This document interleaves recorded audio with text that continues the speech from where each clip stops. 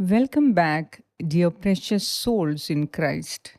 May the Holy Spirit grant you clear vision and a peaceful heart today. If you are joining us for the first time, subscribe and share this light. Let us help those who feel they have reached the end of their strength to see the hope that is already here. Please share your prayer intentions in the comments and we will faithfully lift you up before the Lord. There is a moment when panic tightens its grip and everything narrows to one desperate thought: it is over. The water is gone, the strength is spent, the road ahead looks empty. We have all been there. Maybe right now, in the middle of Lent, when the first wave of resolve has passed and the desert feels wider than ever, we sit down in the dust, convinced that help is nowhere near, that we have reached the end of what we can carry. What if the answer you have been crying out for has been near you all along? There is a specific kind of blindness that comes with deep stress. When we are afraid, our world shrinks.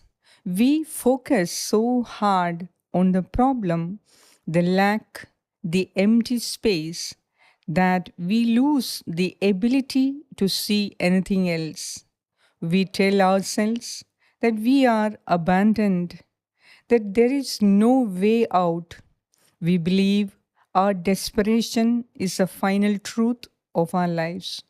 But today we meet a mother in the desert who was convinced her story was over, and she discovered that the mercy she needed was standing right beside her.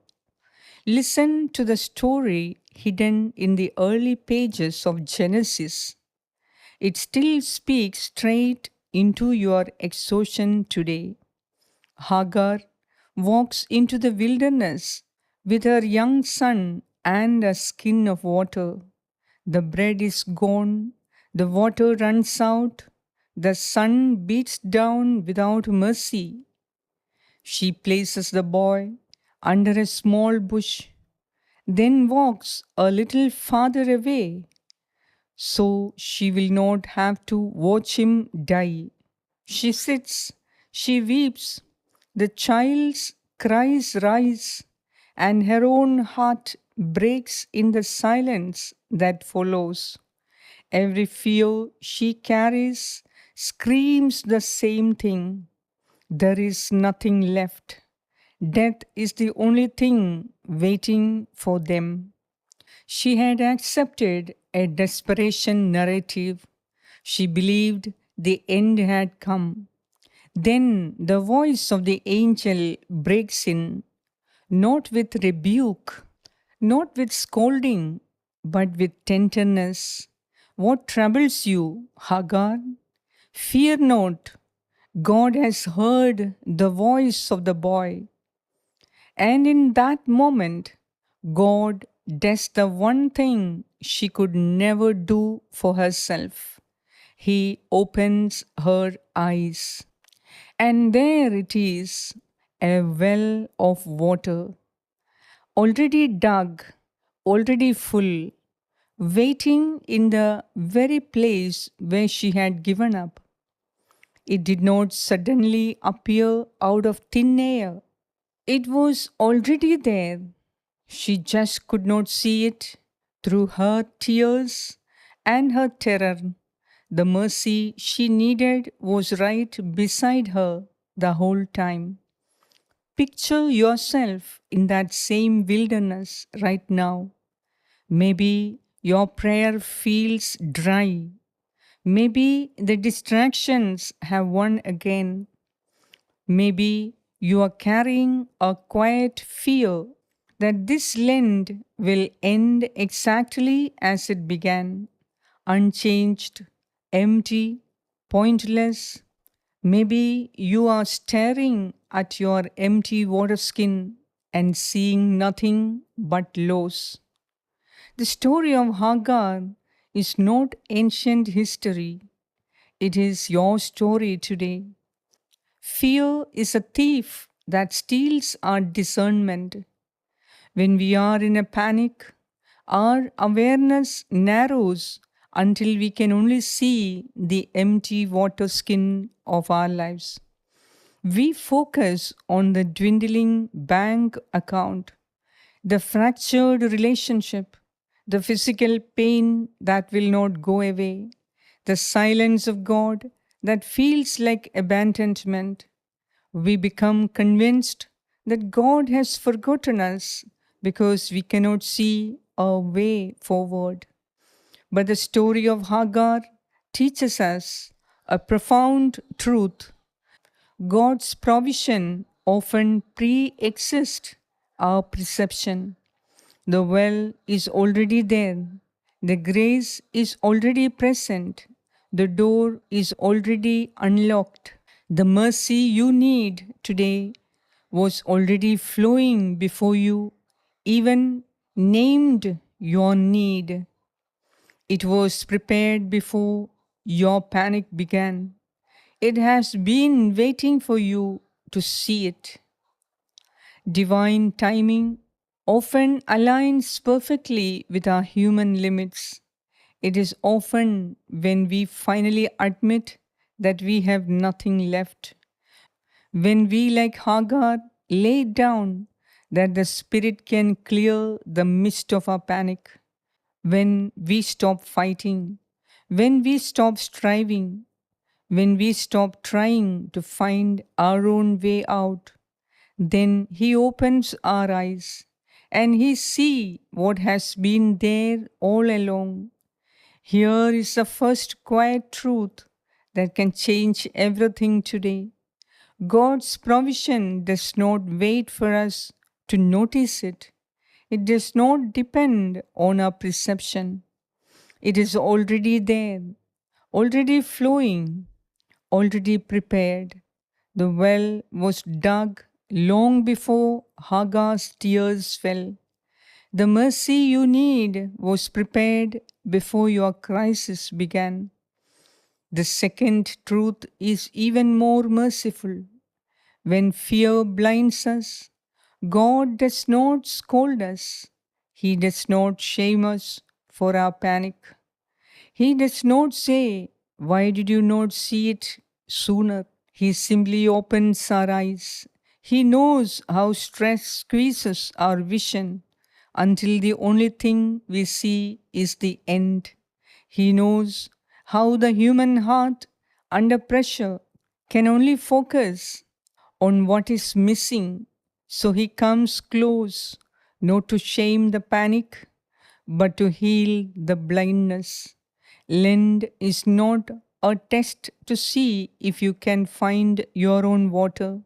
It is not a season of striving where you must dig your own wells.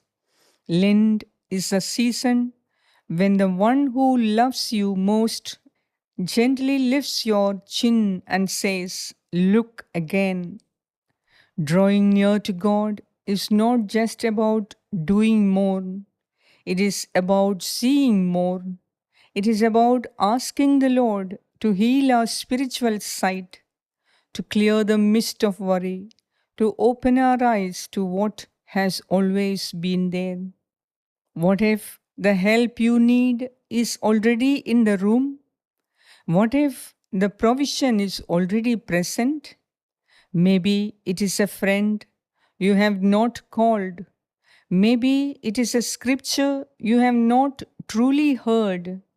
Maybe it is a quiet peace waiting for you to stop the noise of your own worry. Maybe it is a grace you have been overlooking because you were too busy staring at the empty skin. New sight changes reality. When Hagar saw the well, her circumstances did not change. She was still in the desert. She was still a mother with a child. The sun still beat down, but her future changed. She moved from a victim of the desert to a survivor of the desert, from despair to hope, from death to life, because she could see what had been there all along. Today, I want to invite you to stop the panic. Just stop, breathe, let the tears fall if they must. Let the exhaustion be real. Let yourself feel the weight. But then, when you are ready, ask the Father to open your eyes. You are not abandoned in the wilderness. You are standing next to a well of living water. You just need to see it. Lift up your eyes. The well is here. Let us pray together. Lord Jesus, I come to you tired and narrow sighted. I have been staring at what is empty, at what is missing, at what feels lost. My fear has made me blind. Forgive me for believing the lie that I am alone. Forgive me for thinking the well was not there. Forgive me for letting panic steal my sight. Today I ask you to open my eyes, just as you opened Hagar's eyes in the desert. Show me the well that has already been prepared for me. Show me the provision I have overlooked. Show me the grace that has been here all along. O God, take my panic, take my fear that nothing is left. Replace it with quiet trust that you see what I cannot see. Replace it with peace that your provision is already here. Help me, Lord, to stop striving and start seeing. Help me to stop panicking and start perceiving. Help me to lift my eyes from the empty skin to the full well. In these Lenten days, let me perceive your provision that has been near all along. Let me see your hand moving in my life, even in the smallest ways. Let me trust that you are the God who sees me, the God who provides, the God who never leaves his children without water. O Lord, I lift up my eyes to you. I am ready to see. Amen. Praise you, Jesus. Thank you, Jesus.